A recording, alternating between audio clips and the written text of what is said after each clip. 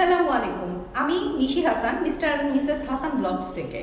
আমরা আজকে নতুন একটা জার্নির উদ্দেশ্যে যাব। যদিও আমরা ওখানে অনেকবার গিয়েছি, বাট এবার আমরা আমাদের এক্সপিরিয়েন্সটা আপনাদের সাথে শেয়ার করব। আমাদের সাথেই থাকুন।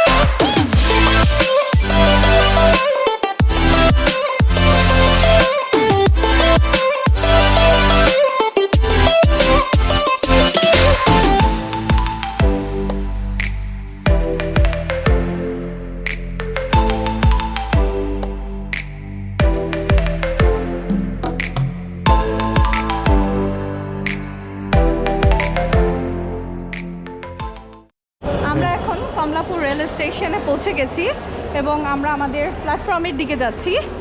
আমাদের সাথেই থাকুন। আর আমি অনেক ছোটোবেলায় ট্রেন জার্নি করছি, আজকে অনেক বছর পরে আবার আমি আমার জার্নি শুরু করছি, তো আমাদের সাথে থাকুন।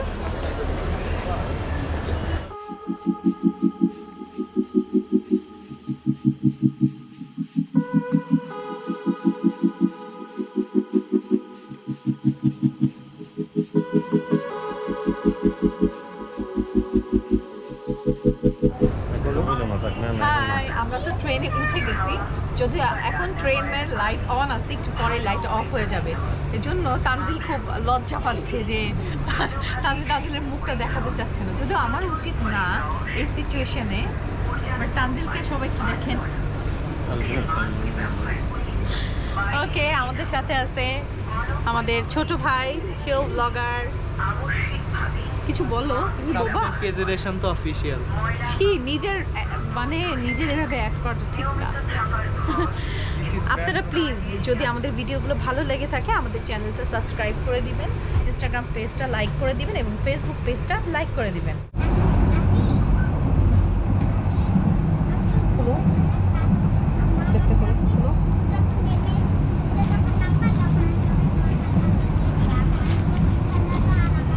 আমরা রেলওয়েতে খাবার অর্ডার করেছি যে ট্রেনের খাবারটা টেস্ট করার জন্য। তো তানজিল বলছিল যে ও ছোটোবেলায় এই খাবারটা টেস্ট করেছে, আজকে ও একদম শৈশবের স্মৃতিটা ফিল করতে চায়। এখানে আছে বার্গার অ্যান্ড এখন এটাতে কি আছে দেখি। এখানে দেখা যাচ্ছে 2 পিস চকলেট। ওকে, একজনের ডিনারে ইনাফ। তো আমরা টেস্ট করে তানজিল রিভিউ দিবে যে আসলে কেমন।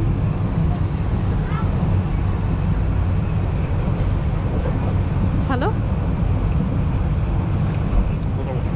ওকে।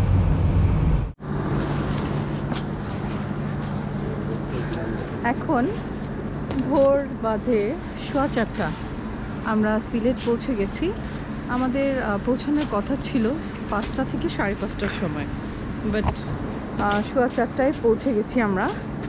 আর এখন আমরা আমাদের যে হোটেলে ওখানের দিকে রওনা হব, বাট বুঝতে পারছি না এত রাতে বের হব কি না।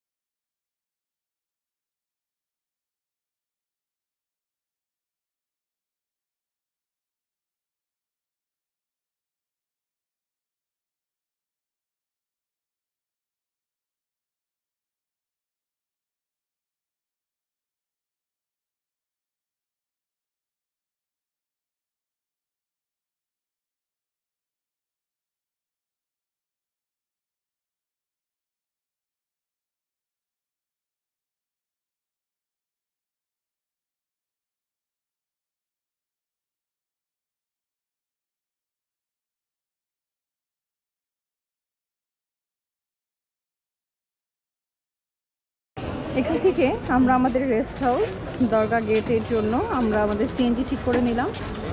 এখান থেকে এখন আমরা আমাদের রেস্ট হাউসের উদ্দেশ্যে যাত্রা শুরু করবো। আপনার আপনি বসো।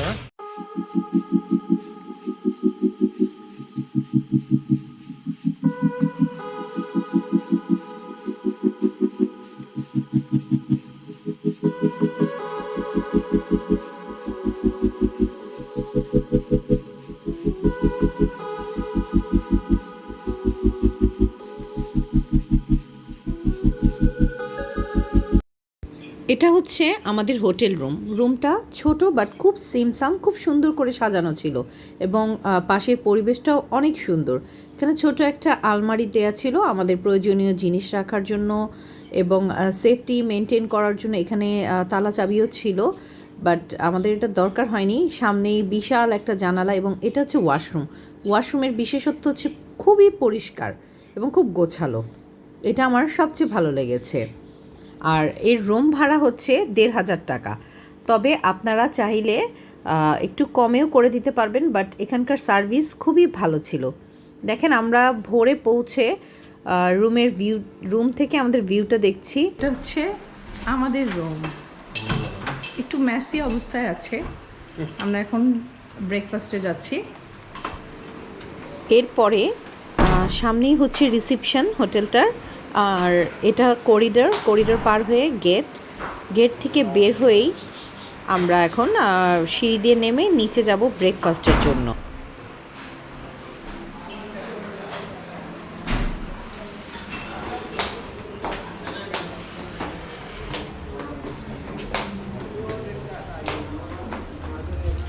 আর হোটেলটার নিচেই হচ্ছে খাবার রেস্টুরেন্ট, আর ওই রেস্টুরেন্টের খাবার খুবই অল্প। যেমন আপনি ধরতে পারেন যে আমরা 4 জন ব্রেকফাস্ট করেছি, 4 জনের বিল এসেছে 180 টাকার মতো। তো এক একজনের নাস্তায় ছিল ডাল, পরোটা, ডিম, চা, সব মিলে মানে মোটামুটি আমার মনে হয় একদম আইডল একটা ব্রেকফাস্ট ছিল। আর এর চেয়ে বেশি তো খাওয়াও যেত না, যেহেতু আমরা কিছুক্ষণ পরেই জার্নি করব, তো কস্টিং খুবই কম।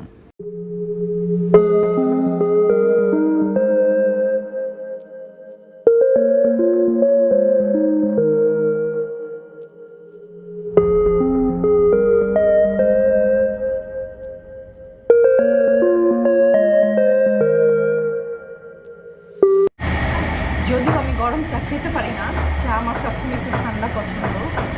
এখন রেস্টুরেন্টে আসছি, ট্রাই করতেছি একটু গরম খাওয়ার জন্য, বাট আমার পক্ষে মনে হয় না এটা সম্ভব হবে। আমার মিস্টার হাসান তো আবার আমার অপোজিট, সে সবসময় গরম গরম খেতে পছন্দ করে।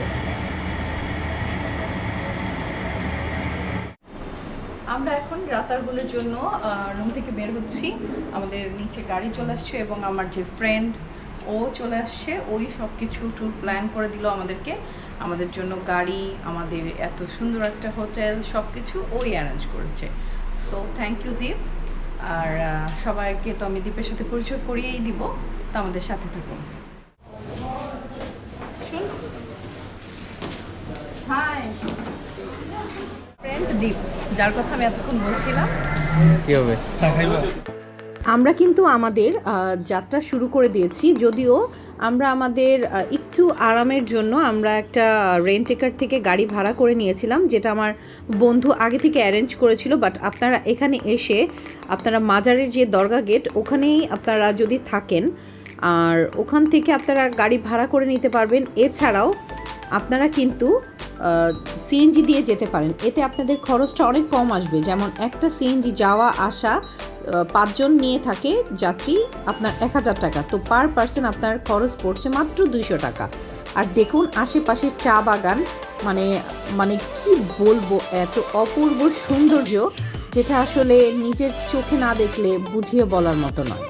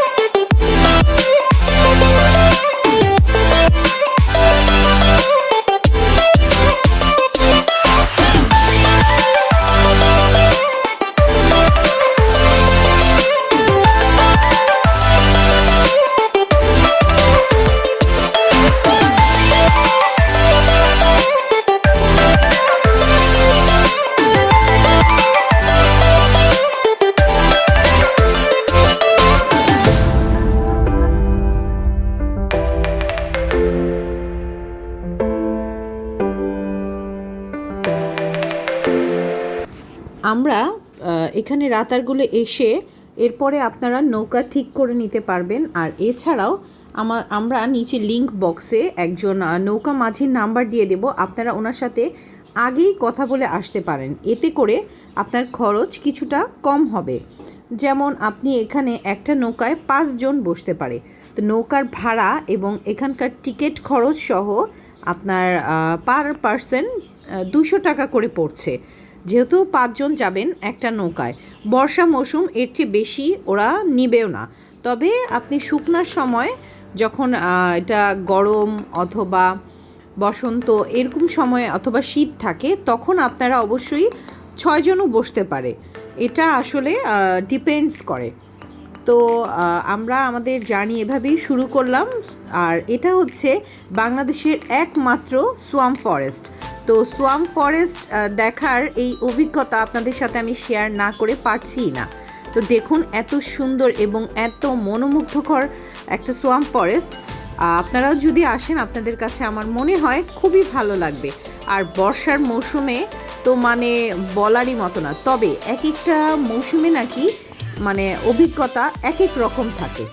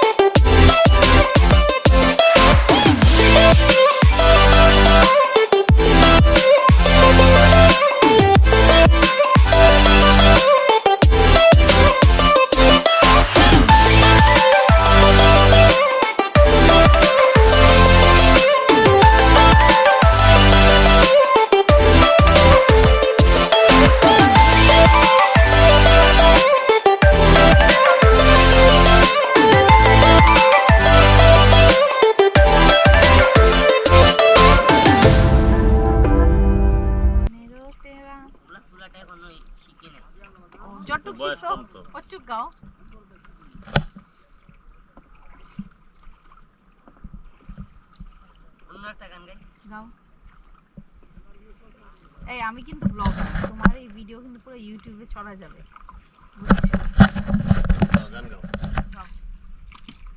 বন্ধু তোর লাইগা রে, বন্ধু তোর লাইগা রে, আমার তনু জোর জোর, মনে লয় সারিয়া যাইতাম তোয়া বাড়ি ঘর, বন্ধু তোর লাইগা রে। আর অরুণ জঙ্গলার মাঝে বানাইয়াছি ঘর, অরুণ জঙ্গলার মাঝে বানাইয়াছি ঘর, বায়ো নাই বান্ধব নাই মোর, কে লইবে কবর, হায় রে বায়ো নাই বান্ধব নাই মোর, কে লইবে কবর, বন্ধু তোর লাইগা রে, বন্ধু তোর লাইগা রে, আমার তনু জোর জোর, মনে লয় সারিয়া যাইতাম তোয়া বাড়ি ঘর, বন্ধু তোর লাইগা রে। আর বটবিকের তোলে গেছলাম ছায়া পাইবার আসে, বটবিকের তোলে গেছলাম ছায়া পাইবার আসে, ডাল ভাঙ্গিয়া রৌদ্র লামে আপন কর্ম দুষে, হায় রে ডাল ভাঙ্গিয়া রৌদ্র লামে আপন কর্ম দুষে, বন্ধু তোর লাইগারে বন্ধু তোর লাইগারে আমার তনু জোর জোর মনে লয় সারিয়া যাইতাম তোয়া বাড়ি গোর বন্ধু তোর লাইগারে আর নদীর কিনারায় গেছলাম পার হই বাহার আসে নদীর কিনারায় গেছলাম পার হই বাহার আসে আমারে দেখি আরে নৌকা বাসে দূরে দূরে হাইরে আমারে দেখি আরে নৌকা বাসে দূরে দূরে বন্ধু তোর লাইগারে বন্ধু তোর লাইগারে আমার তনু জোর জোর মনে লয় সারিয়া যাইতাম তোয়া বাড়ি গোর বন্ধু তোর লাইগারে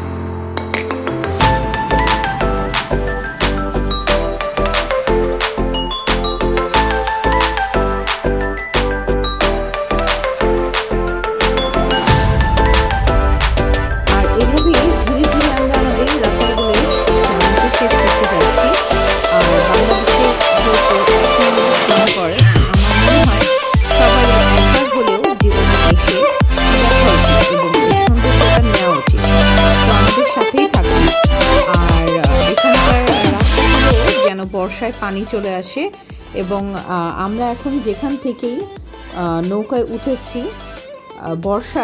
বর্ষার শেষে মানে শীতের দিকে আরও দূর থেকে ওঠা যায়।